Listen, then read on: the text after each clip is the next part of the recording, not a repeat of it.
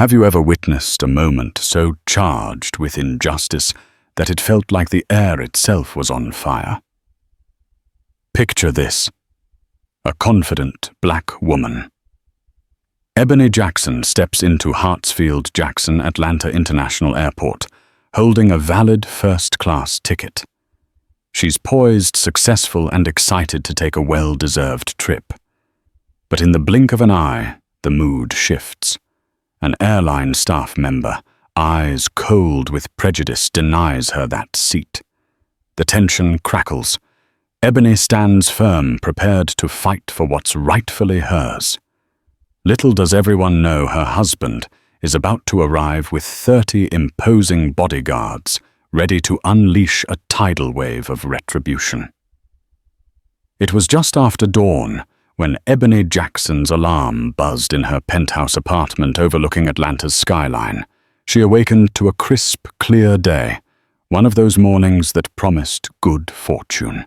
The warm light streamed through the floor-to-ceiling windows as she slid out of bed, feeling both excitement and a light tingle of nerves for her upcoming flight to Los Angeles. Dressed in a sleek navy blue blazer and matching trousers, Ebony admired herself briefly in the mirror, reflecting on how far she had come. Born and raised in a humble neighborhood in Atlanta, Ebony was no stranger to adversity. She had faced discrimination, financial struggles, and personal heartbreak, but she always fought her way toward success.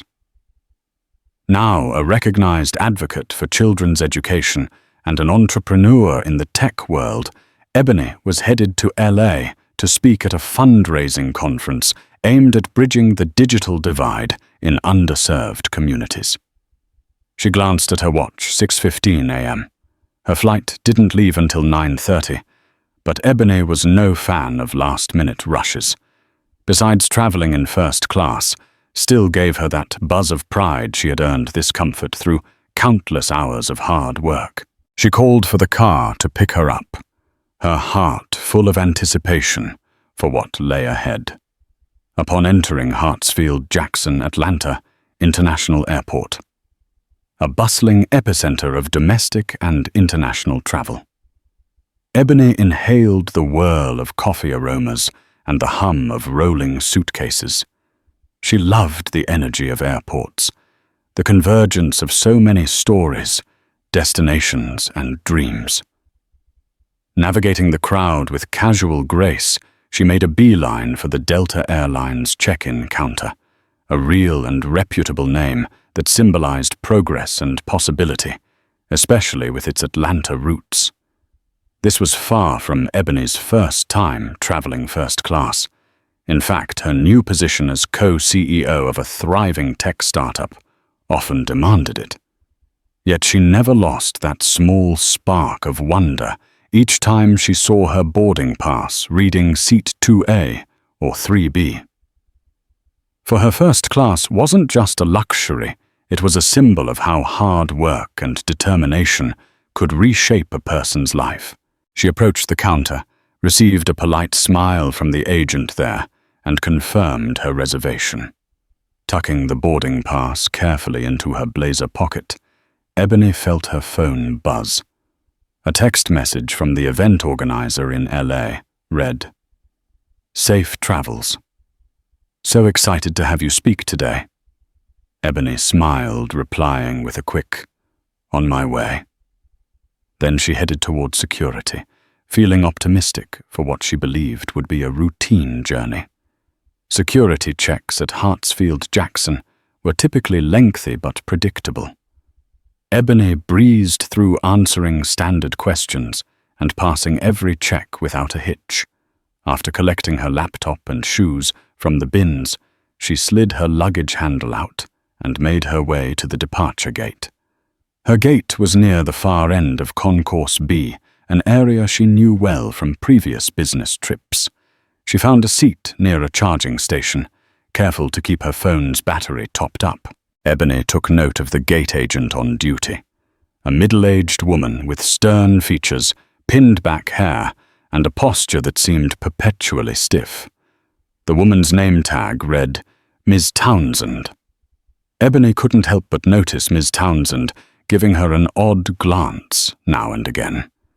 At first, Ebony brushed it off as harmless, or perhaps the agent was just having a tough morning.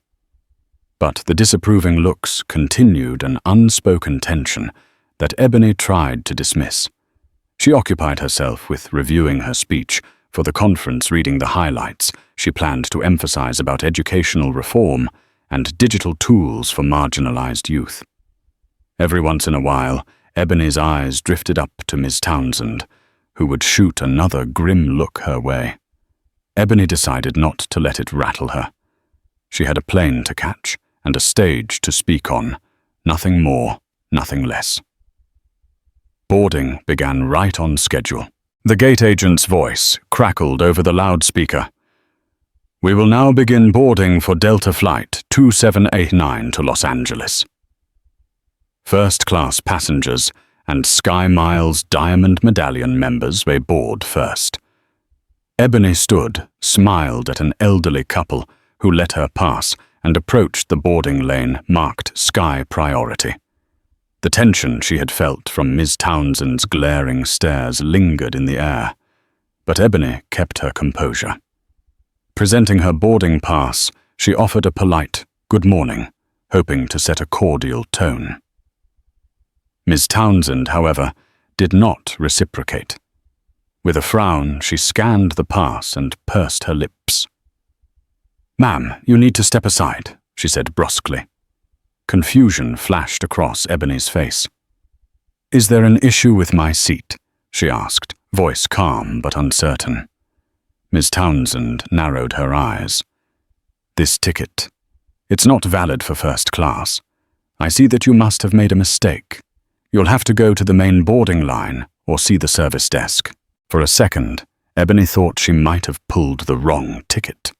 She double-checked her pass, clearly marked First Class Seat 2C. Her heart gave a tiny jolt, but she kept her tone even. "I'm sorry, but my ticket is correct." "Please step aside," Ms. Townsend repeated, crossing her arms over her chest. Ebony stepped out of the boarding lane, trying to keep her cool. She didn't want to jump to conclusions. Could it be an honest system glitch? An error in ticketing? In her experience, these mix-ups sometimes happened, though rarely with such hostility. Swallowing her frustration, she moved to the nearby service desk. Another airline representative, a younger man named Marcus, greeted her. "Ma'am, may I help you?" "Hi, Ebony," said her voice steady. "There seems to be a confusion about my first-class ticket. The gate agent told me it isn't valid, but I have this boarding pass.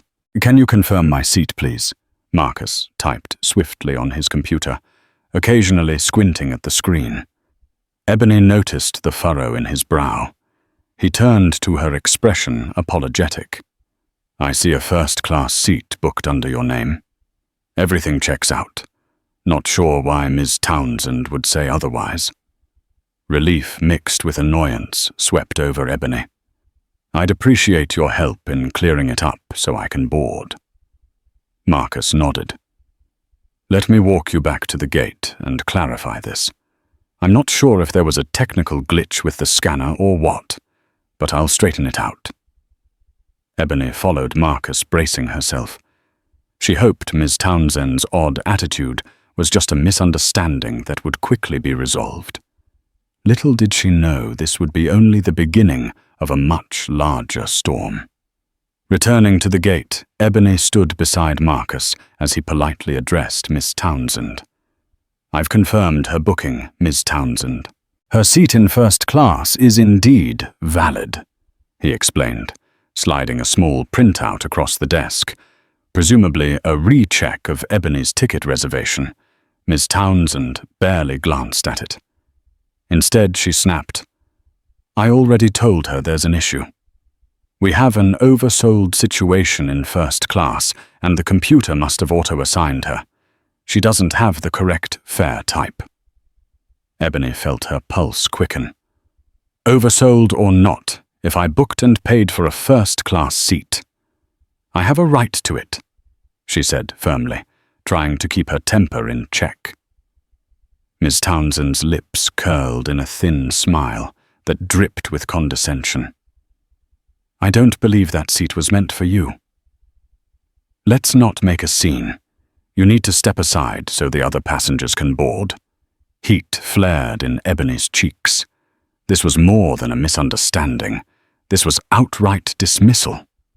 She glanced at Marcus, who appeared just as perplexed. A small line of other travelers was forming some eyes, darting with curiosity. Ebony recognized the looks people uneasy about a potential confrontation, yet possibly suspecting the interaction had a racial undertone. Determined not to be bullied, Ebony took a deep breath, mentally preparing for what she had to do next.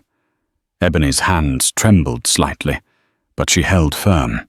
Internally, she replayed every time she'd had to defend herself from classroom debates in college where professors underestimated her to board meetings where her ideas were sidelined. It was exhausting, but necessary. Once more, she was placed in a position to prove she belonged. She steeled her voice. Ma'am, let me be clear. My ticket is valid, and I'm not giving up my seat. If the flight is oversold, your airline is responsible for reaccommodating or upgrading someone else. It won't be me. Miss Townsend shot her a glare that would have felled a weaker spirit. We'll see about that, she hissed, turning abruptly to her computer screen. She tapped at the keyboard with visible frustration. Marcus stepped closer to Ebony. I'm so sorry about this, Ms. Jackson. I'll escalate it to my supervisor if needed. His words offered a small solace she wasn't entirely alone. The clock was ticking. First-class passengers were already filtering onto the plane, and Ebony's seat was literally slipping away. She could see the cabin door open, flight attendants greeting travelers. Despite the swirl of chaotic energy around her, Ebony held her ground. She hadn't come this far in life to be brushed aside by a clerk with a chip on her shoulder. Among the onlookers, Ebony sensed a mix of reactions. Some passers-by paused uncertain. Others discreetly took out their phones, perhaps to record. Tensions in public spaces often went viral. She'd seen enough social media fiascos to guess that this confrontation might end up online. A mother with 2 children came by and offered Ebony a sympathetic smile. A businessman on his phone spared a wary glance. Still, Ebony felt a tightening in her chest as she realized just how lonely it was to stand up for yourself in moments like these. No official supervisor had materialized yet, and Ms. Townsend seemed all too happy to block Ebony's path as if proving a point. Ebony flicked her gaze to the digital display overhead. Flight 2789 to Los Angeles. Boarding. She was missing her chance to settle into her seat, all because someone decided she wasn't worthy of first class. Ebony recalled a mantra she often repeated at her motivational talks. Never yield to unwarranted authority. This was precisely such a scenario unwarranted authority used to exclude her. One woman's personal prejudice or perceived power trip was now threatening Ebony's ability to travel in dignity. But Ebony was not going to yield. She decided it was time to make a call to the one person she knew would have her back without question. Ebony stepped aside just out of Ms. Townsend's earshot and reached for her phone. Her contact list scrolled quickly under her thumb until she found the name Winston Jackson. Her husband was her rock, someone who understood the social intricacies of business and the dignity Ebony deserved. Winston Jackson was no ordinary spouse. He was a well-known philanthropist and a major investor in various industries, including fashion real estate and even the startup Ebony co-led. His phone rarely stopped ringing with calls from CEOs, city officials, and philanthropic organizations. Yet Ebony knew he'd answer for her. When the line connected, Ebony spoke softly, but urgently. "Winston, I'm at the gate at Hartsfield. They're refusing to let me board first class, even though I have a valid ticket." Winston's voice was measured calm, but with an undercurrent of protective concern. "Are you safe? Is it just a misunderstanding?" "I wish," she replied, casting a glance at Ms. Townsend's scowling face. "It feels personal." There was a subtle pause. Winston sighed. "I'm already near the airport for a meeting. I'll be there in 15 minutes tops. Don't do anything rash. Let me handle this." Ebony hung up, feeling a strange blend of relief and apprehension. If Ms. Townsend thought Ebony was alone, she was in for a surprise. The minutes dragged on. Ms. Townsend continued to board passengers, each beep of the scanner striking Ebony's nerves like a gong. Occasionally the agent would glance at Ebony with an icy smirk, as if relishing her stalled progress. Marcus had vanished to find a supervisor, but Ebony suspected that Ms. Townsend was stalling everyone behind the scenes. When Ebony tried to reason again, Ms. Townsend shut her down. "Stand back, miss. I'm boarding other passengers now. If you don't comply, I'll have to call security." Those words simmered in Ebony's mind. Call security. She'd heard stories of innocent black flyers or shoppers who were quickly labeled as threats. She didn't want to become another headline, yet she knew injustice demanded a response. Finally, Marcus returned with a woman wearing a managerial badge, Ms. Campbell. She approached Ebony with an apologetic expression. "Ms. Jackson, I'm so sorry for the inconvenience. Our records show a legitimate purchase of your first-class seat. I'd like to accompany you onto the plane myself." Ebony exhaled hope, rising. But Ms. Townsend bristled. "I've already cleared the seat for someone else." Ms. Campbell shot Ms. Townsend a stern glare. "That's not correct procedure. Ms. Jackson has the right to her seat. You can't just hand out seats." Ms. Townsend spat back, crossing her arms defiantly. Ebony noticed Ms. Townsend's face redden with anger at being contradicted in public. Ebony could feel the confrontation reaching a boiling point. Ms. Campbell insisted that Ebony's seat was valid. Ms. Townsend refused to budge, insisting that Ebony was not permitted in first class. Nearby passengers slowed to watch some openly filming with their phones. Then Ebony saw a sight that both comforted and startled her. Striding through the concourse with unmistakable purpose was Winston Jackson, flanked by a small entourage of imposing individuals. He had called them in his personal security detail. Ebony counted them quickly, at least 30 strong, all tall and broad-shouldered in matching suits, earpieces, glinting under the fluorescent lights. The crowd murmured with curiosity. Winston reached Ebony's side eyes, scanning her for any sign of distress.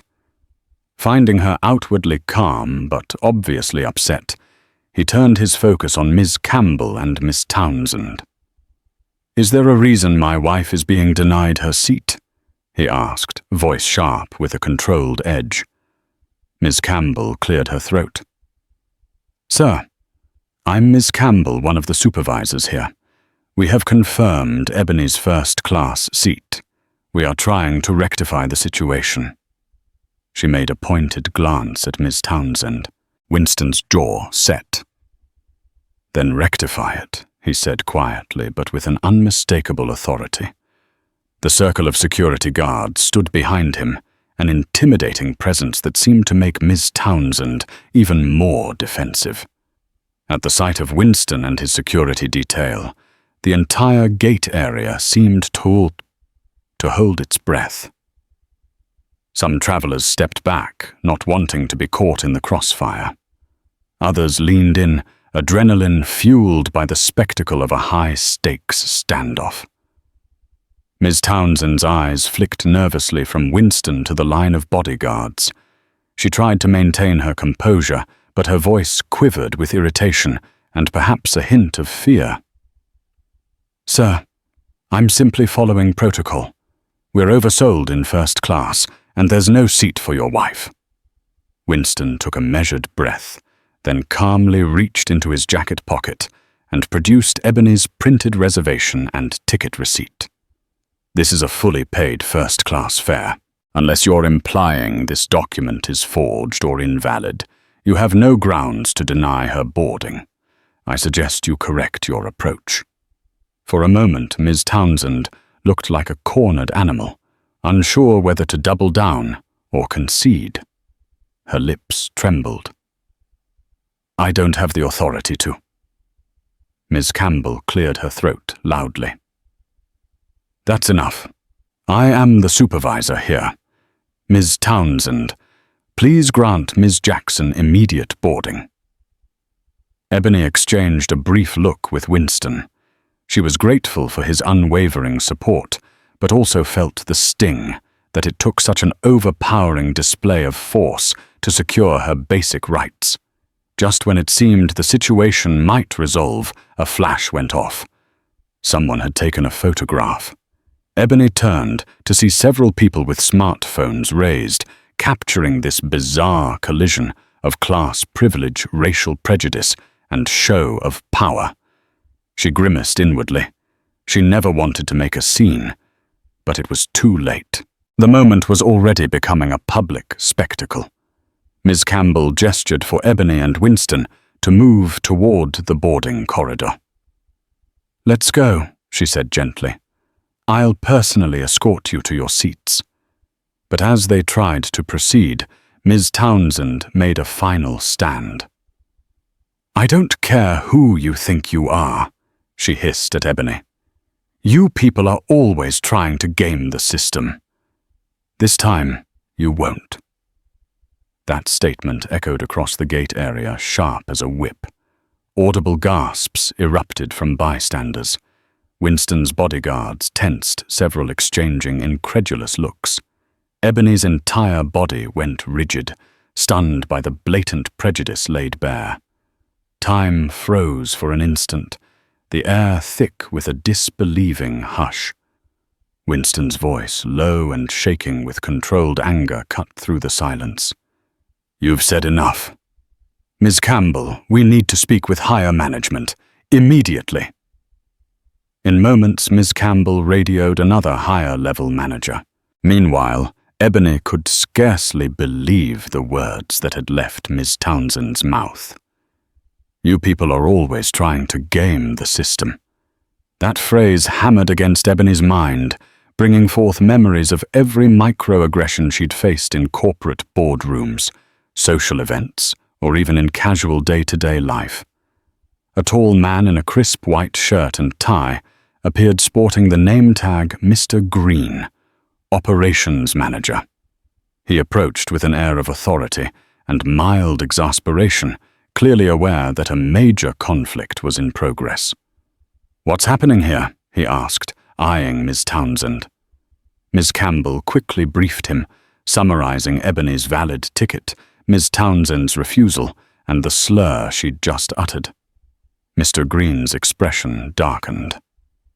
"That's unacceptable," he declared, turning to Ms. Townsend. "You are relieved of duty while we investigate this."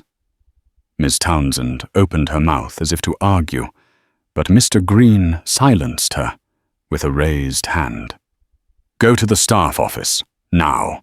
Red-faced and trembling, Ms. Townsend stormed off her footsteps, echoing down the corridor. Mr. Green shifted toward Ebony Winston and the silent wall of bodyguards. "I am so sorry for this ordeal," he said, voice sincere. "Delta Airlines does not tolerate discrimination. Please allow me to offer you both an official apology and ensure you board immediately." With Miss Townsend gone, the path was finally clear. Ebony felt a wave of relief, yet a nagging tension remained in her chest.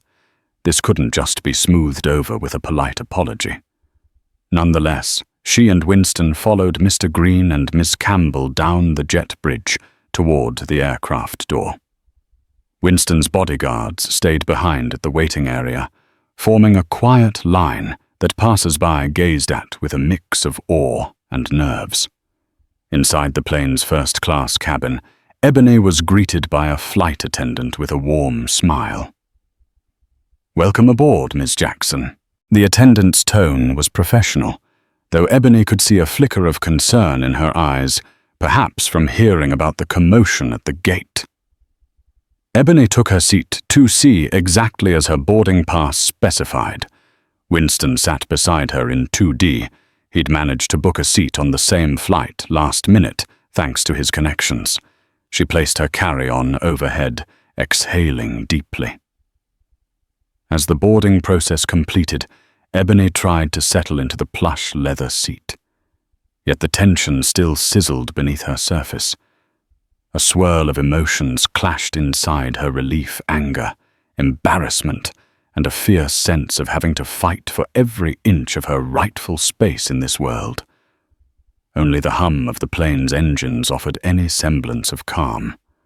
Once the plane soared through thick white clouds and leveled off, Ebony finally started to breathe a bit easier. A flight attendant served her a glass of freshly squeezed orange juice, which she sipped slowly. Winston placed a reassuring hand over hers, his gaze gentle but concerned. "Are you all right?" he asked quietly, leaning in to avoid eavesdropping from other first-class passengers. Ebony nodded, though tears pricked at the corners of her eyes. She took another moment before responding. I'm upset. We shouldn't have to deal with that kind of blatant racism, especially not after paying for a first-class ticket." Winston squeezed her hand. "We'll address it. And trust me, I'm not letting this slide." She offered a grateful smile, feeling love surge for the man who always had her back. "I know. But part of me is just exhausted. Why does it take a scene, 30 guards, a manager, and the threat of lawsuits just for them to do the right thing?" Winston breathed out slowly. "We'll make sure the airline takes this seriously. For now, focus on your talk in LA. The kids are counting on you." Ebony closed her eyes, trying to shift her energy from the humiliating altercation to the mission ahead. But she knew she wouldn't let this moment fade without consequences. The plane cut across the country, leaving Atlanta's sprawl behind and venturing over mountains, plains, and deserts. Ebony tried to rest, but her mind kept drifting back to Miss Townsend's words. "You people are always trying to game the system." The phrase took up unwelcome space in Ebony's head. She remembered with painful clarity all the times she'd worked 3 jobs just to put herself through college. She recalled countless weekends spent coding and perfecting pitch decks for investors. Every success she and Winston had earned was the result of relentless effort, not gaming anything. At times, Ebony wondered if Ms. Townsend's prejudice was rooted in envy, ignorance, or a deeper ideology. Whatever the cause, Ebony felt resolved to take action. She scrolled through her phone, drafting a message to her legal advisor, Ms. Winthrop. She explained the situation briefly, unsure of how far she wanted to escalate matters, but certain she wanted it documented. Winston, noticing her busy with her phone, murmured, "We'll handle it. Do what you need to do." He then folded his arms, leaning back into his seat. Even with his eyes closed, Ebony sensed his protective stance hadn't diminished in the least. The flight's final announcements crackled overhead. "We'll begin our descent into Los Angeles shortly. Please return to your seats and fasten your seatbelts." Ebony put away her phone, bracing herself for the next phase of her journey and the looming confrontation that awaited them both upon landing. LAX greeted them with its usual chaos traffic jams of airplanes on the tarmac lines of weary travelers at baggage claim and the swirl of palm trees framed by hazy sunshine. Ebony and Winston collected their luggage and headed toward the arrival hall, where a chauffeur held a sign for Mr. and Mrs. Jackson. As they were guided to a sleek black SUV, Ebony's phone buzzed.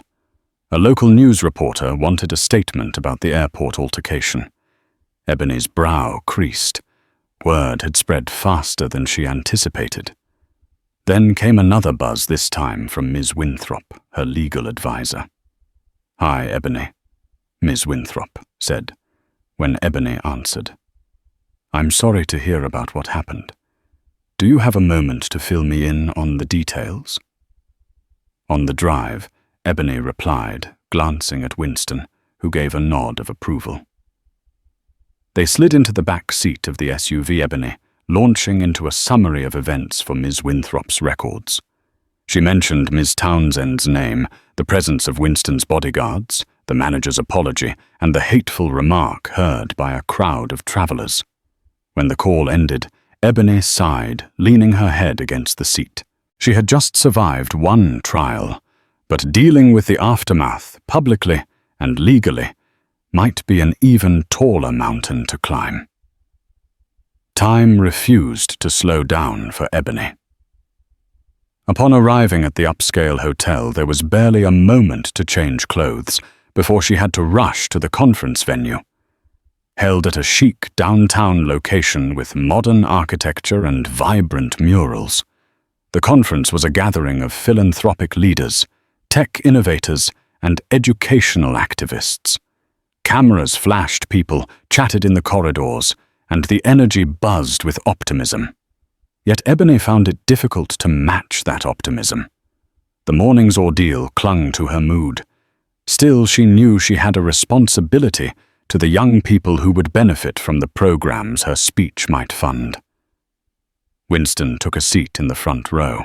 As Ebony walked to the podium, she forced a genuine smile, focusing on the reason she was there to inspire, to mobilize resources, and to remind everyone of the enormous potential in bridging educational gaps. Her opening lines were smooth, rehearsed, but underneath her emotions simmered. As she spoke about resilience and opportunity, Ebony couldn't help reflecting on the brazen discrimination she'd just faced. The conference hall erupted in applause at her strong points about leveling the playing field. No one in the audience could have guessed the emotional turbulence roiling within her. Midway through her keynote, Ebony felt a sudden surge of emotion. Talking about the digital divide reminded her how prejudice could keep entire communities locked out of opportunity. It wasn't just about computers or high-speed internet. It was about respect access and a seat at the table, topics all too resonant given her morning's encounter. "Adversity isn't just a personal challenge," Ebony said, her voice cracking slightly. "It's a collective burden when entire groups of people are underestimated or locked out of the room. Whether that room is a classroom, a boardroom, or an airplane cabin." The reference was subtle, but Winston caught it. She saw the supportive nod he gave from the front row. The audience, unaware of the full story, responded with fervent applause to what they perceived as a powerful analogy about access.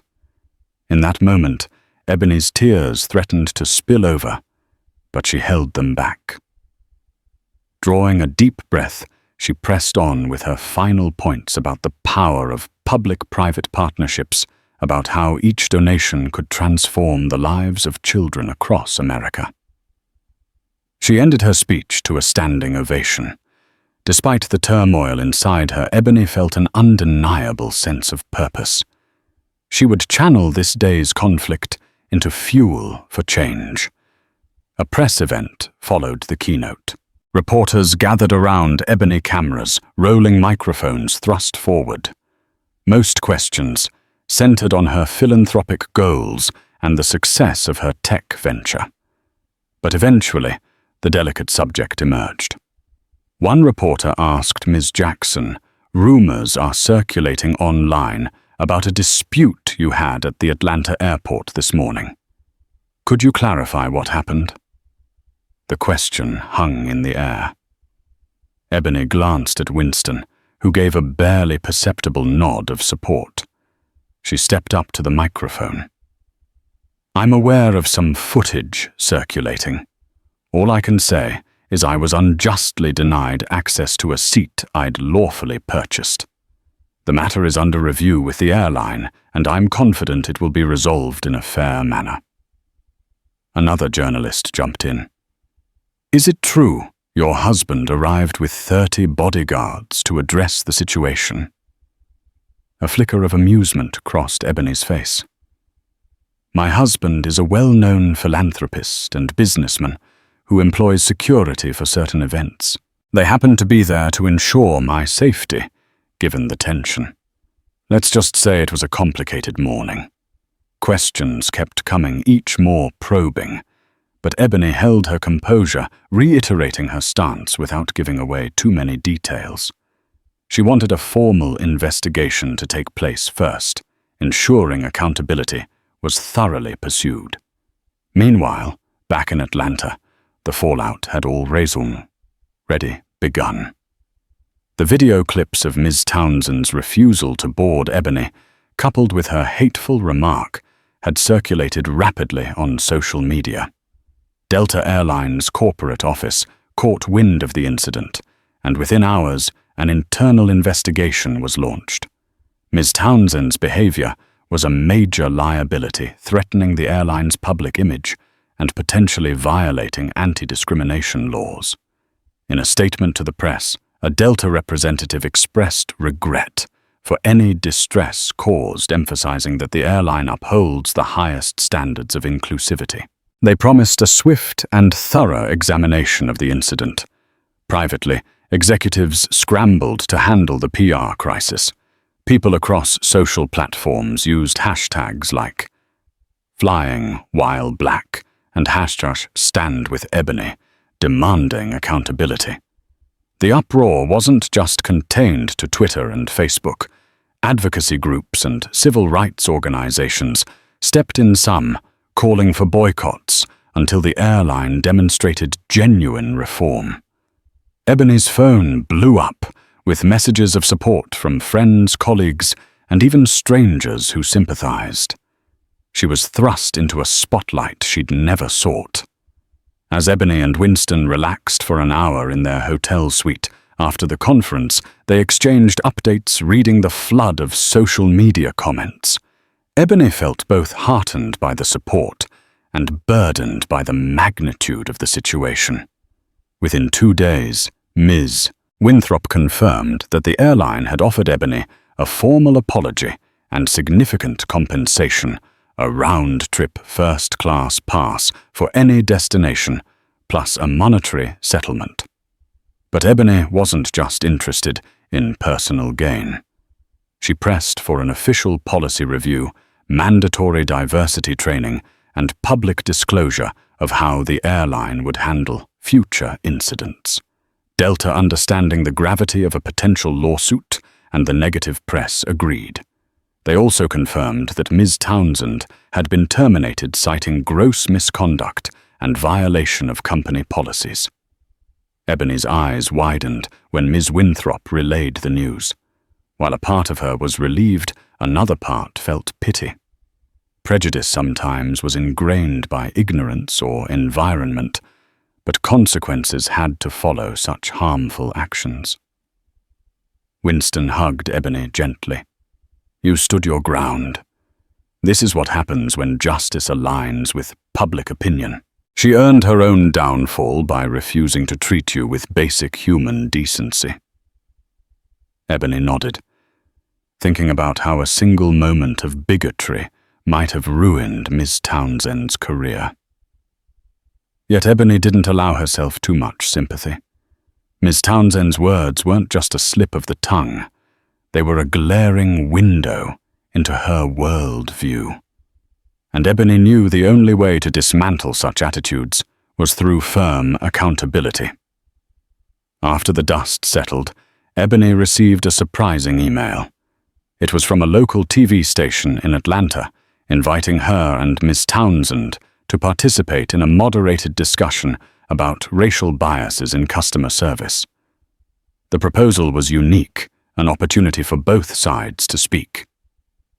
Ebony's first reaction was to decline. She had no interest in more public drama.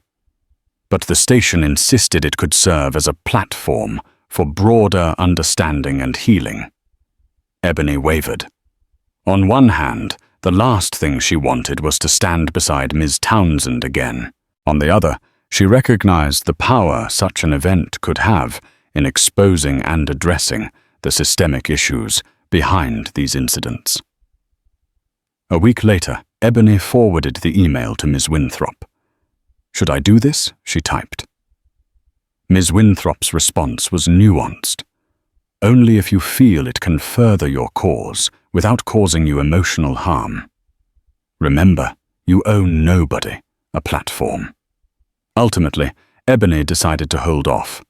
She had enough on her plate managing her business, championing educational causes, and maintaining her well-being. Closure, she realized, doesn't always require direct confrontation.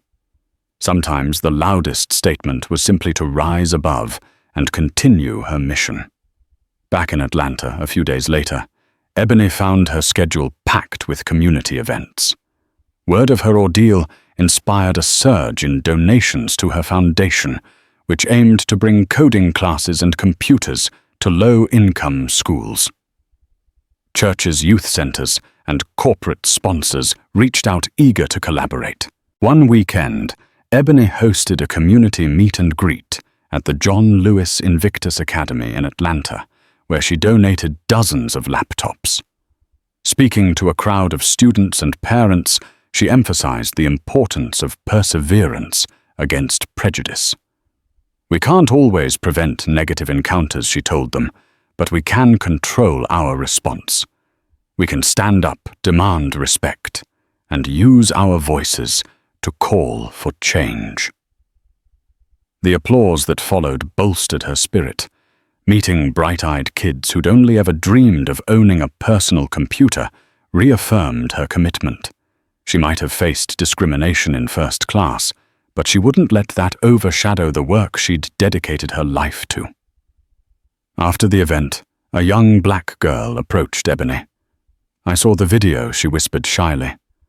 "I'm sorry they were mean to you, but I'm glad you fought back." Ebony knelt down, her eyes misty, and gently squeezed the girl's hand. "We all have to fight back in our own ways," she said softly.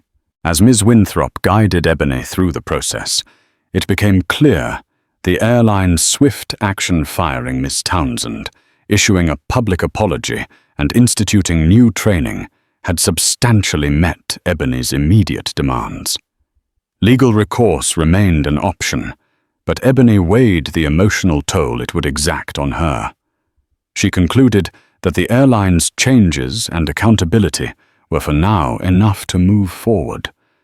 Winston, ever vigilant, supported Ebony's decision. Taking it further could drag this out for years. "You've already secured tangible improvements and a public stand against discrimination. Maybe that's victory enough." Ebony agreed, though a small voice inside her warned that she had to remain watchful. Companies often promised reforms but failed to follow through long-term. She decided to work with other activists and organizations to keep an eye on Delta's compliance and track whether their pledge to improve truly led to lasting change. Meanwhile, Ebony's philanthropic efforts expanded. Leveraging the publicity from the incident, she partnered with major corporations to fund more technology centers in rural and inner-city schools. If something good can come of this, she thought it should be opportunity and progress for those who've suffered discrimination far worse than a single denied seat. It arrived in a plain white envelope. No return address, no logo, Just Ebony Jackson's name written in neat cursive on the front.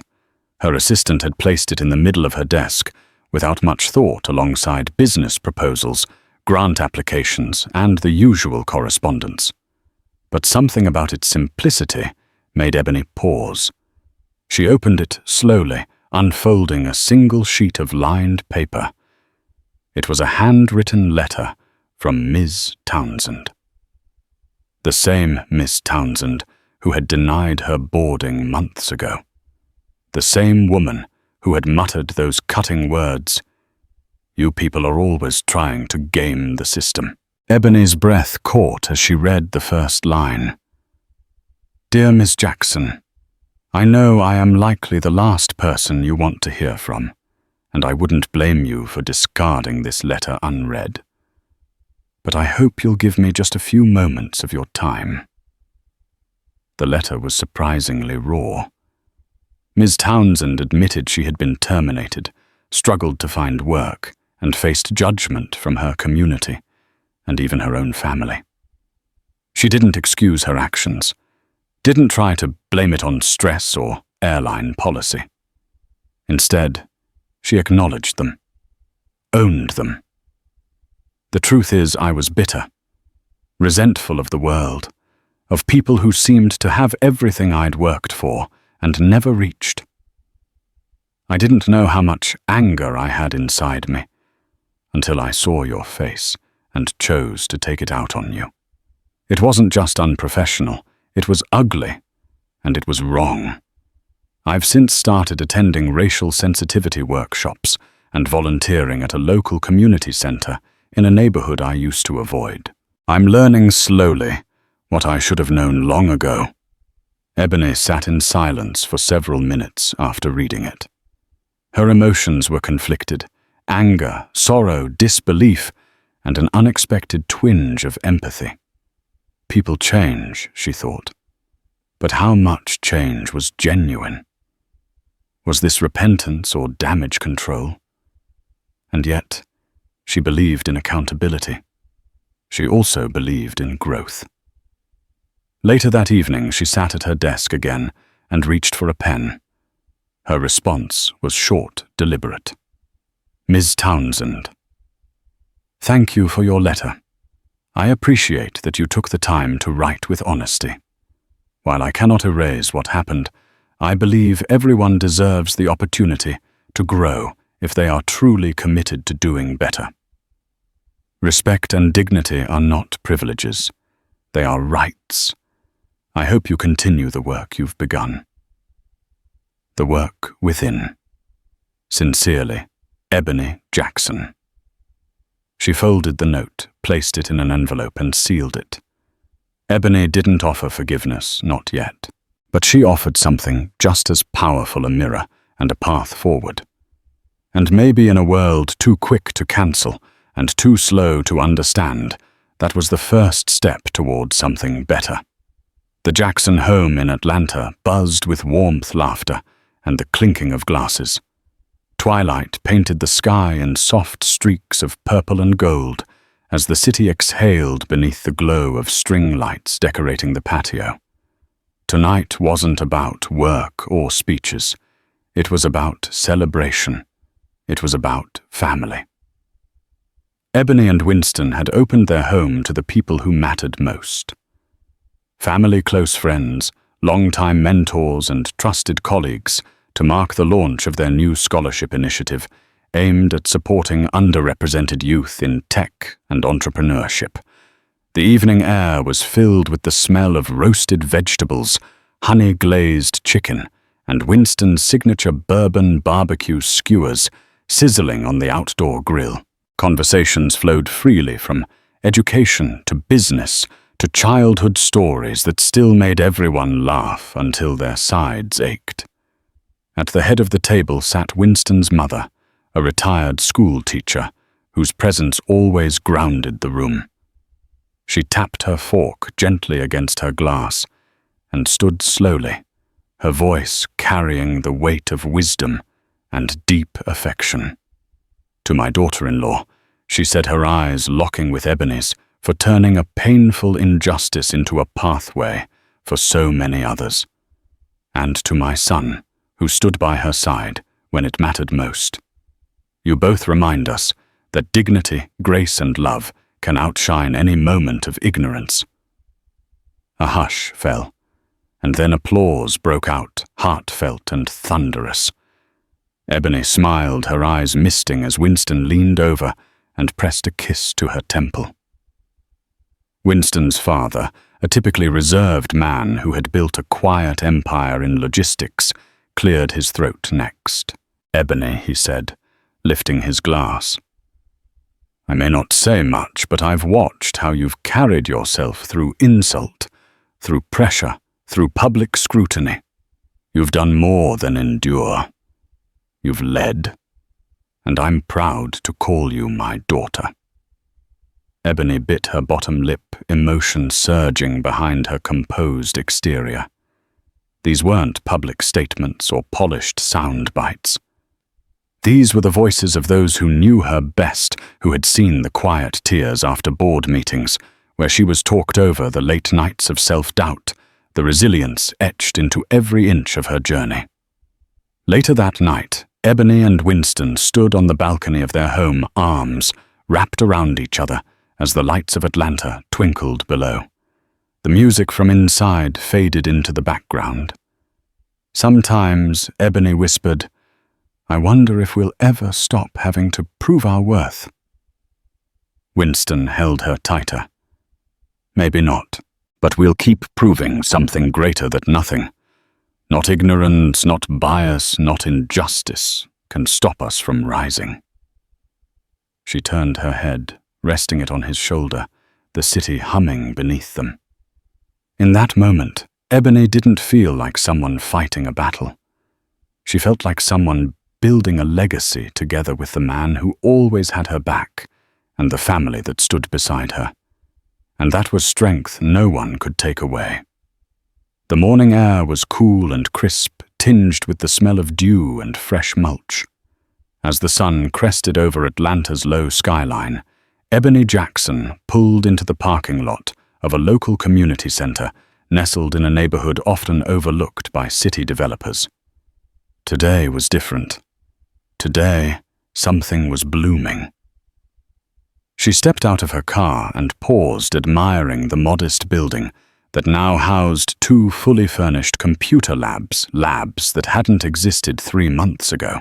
They had been built from the surge of donations and corporate sponsorships that came flooding in after Ebony's airport ordeal went viral. The very injustice that tried to diminish her had instead become a platform for transformative impact. Inside, volunteers bustled with energy-prepping workstations and adjusting keyboards. Dozens of brand-new computers lined the tables, screens glowing in welcome. Posters featuring coding languages, digital safety tips, and empowering quotes covered the walls. One read, "Your mind is your passport. The world is your code." Ebony walked the rows, slowly nodding to volunteers and smiling at the excited children who filtered in, some still rubbing sleep from their eyes, others practically bouncing with anticipation. A young boy pointed to the glowing monitor in front of him. "I've never seen a real Mac before," he whispered to the girl beside him, who clutched her backpack like it was the most valuable thing she owned. Ebony felt her throat tighten. These children weren't just being introduced to machines, they were being given a portal into a future that had too often been gated by zip code race or economic status. Her phone buzzed in her hand with a news alert. A national outlet had just published an article highlighting her foundation's work, calling it a tech revolution, seeded by one woman's refusal to be dismissed. The article barely mentioned the airline incident. Instead, it celebrated the impact, the digital access, the scholarships, the after-school tech clubs, springing up like sparks in underserved communities. This was the legacy she had always envisioned, not defined by confrontation, but by creation. She stepped outside for a moment to collect herself.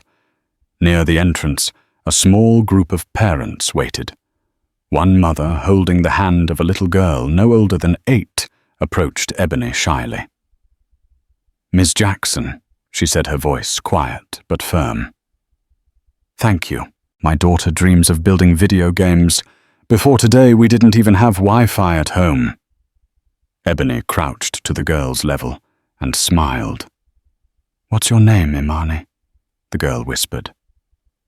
"Well, Imani," Ebony said gently, "you can build anything you dream of, and we're here to help you get there." As the girl beamed and darted toward the computer lab, Ebony felt a rush of warmth course through her. This moment was the true reward. Not the applause, not the articles, the settlement from the airline, but knowing that one act of standing firm had cracked open the door for hundreds more to walk through. She looked toward the rising sun, its golden light spilling over the center's roof like a benediction. The seeds had been planted, and they were beginning to grow. 3 months had passed since that unforgettable morning at Hartsfield-Jackson Airport, the morning when Ebony Jackson was publicly denied what she had rightfully earned, only to stand her ground and spark change far beyond her personal experience. Now, as the sun climbed over Atlanta's skyline, Ebony and Winston strolled side by side through the same airport terminal. This time, there were no nerves, no apprehension, just purpose. They were heading to New York City for one of the country's largest tech expos, where Ebony had been invited as a keynote speaker. Her presentation, titled "From Adversity to Innovation," was already making headlines for its anticipated insights on equity in technology. Ebony clutched her first-class boarding pass not as a symbol of status, but as a quiet reminder of what she had fought for. It was the same airline, the same class of service. But the atmosphere felt different now. Colder days had passed. At the gate, a sharply dressed airline employee greeted her with a smile that felt genuine. "Good morning, Ms. Jackson. Thank you for flying with us. Your seat is ready, too. Let me know if there's anything I can do to make your flight more comfortable." Ebony blinked, then smiled back. "Thank you," she said, softly, her voice carrying both relief and recognition. The professionalism was a stark contrast to her previous encounter. There were no smirks, no questions about legitimacy, just respect. As she boarded the plane, Winston followed closely behind, hand resting protectively on her back, as if to remind her, "You're never alone." They took their seats, and Ebony eased back into the leather headrest, allowing herself a long, slow breath. For the first time in a while, flying didn't feel like a fight. It felt like a return to peace. Her phone buzzed in her palm. A message from Ms. Winthrop read, "Confirmed Delta's new training protocols are in full rollout. You made a difference." Ebony's lips curved into a thoughtful smile. The battle had been bitter, the spotlight uninvited. But this message, this outcome, was the kind of result she had always hoped for. Change wasn't instant, and it wasn't easy. But it was happening. Winston leaned over, his voice low. "You okay?" Ebony turned to him, their fingers intertwining. "Better than okay," she said. "This time, it feels like the flight is taking off without weight on my shoulders." The plane began to taxi down the runway engines, humming beneath them like a promise. And as it lifted into the sky, Ebony gazed out the window, not just at clouds, but at possibilities. The old chapter had closed. This one. It was hers to write. Thank you for joining us on this emotional journey of resilience, justice, and transformation. Ebony's story reminds us that sometimes we're forced to stand our ground against prejudice, even when all we want is to go about our lives in peace. Yet through unwavering determination and community support, she turned a moment of injustice into an opportunity to uplift thousands of young minds. If this story moved you, consider how each of us can play a part in creating a world where kindness and equality triumph. Spread the word like this, share it with friends who need inspiration, and subscribe to our channel for more stories that champion courage, empathy, and the power of standing up for what's right. Together we can shine a spotlight on injustice, spark conversations that matter, and move closer to a future defined by respect and opportunity for all.